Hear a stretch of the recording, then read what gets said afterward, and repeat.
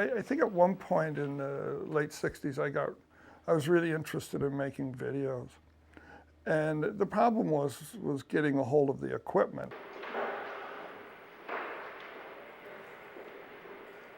But I got accepted at USC, and I had this idea that I would make videotapes when I got there, and that I would get equipment and stuff like that.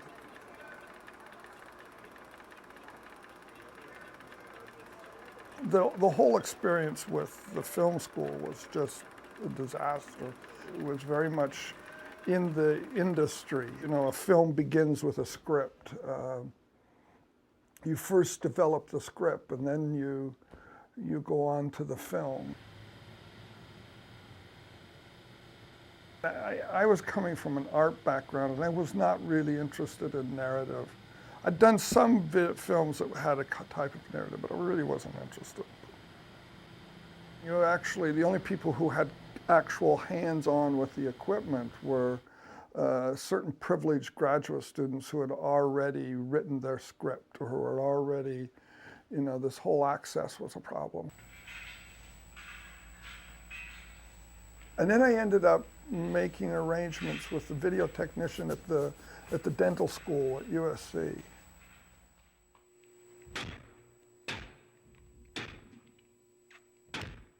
And so these tapes start happening. And the tapes were sort of, in the beginning, were very much about, it's me as the artist making something to do with, and very minimal, just using what is ever in the room.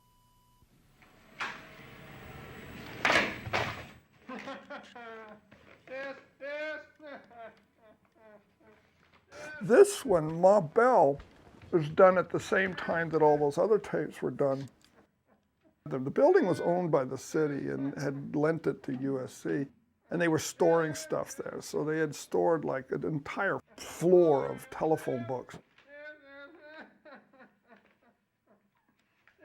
And I'd made these paintings using black motor oil, and so there was all this black motor oil that I had, and I'd been making another piece with cotton. So these materials were kind of there in the room.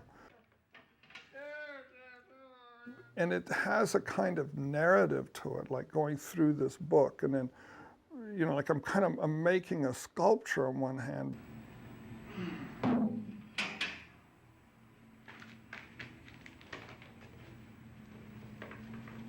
I thought it would be way more static and quiet, and me painting a book with using the cotton as a kind of brush and the oil as liquid or paint.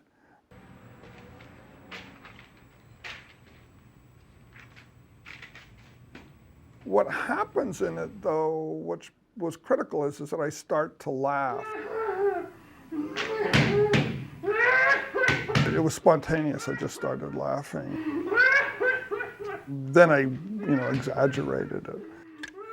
It's the pages of a telephone book, and these are all the names of the people who live in LA.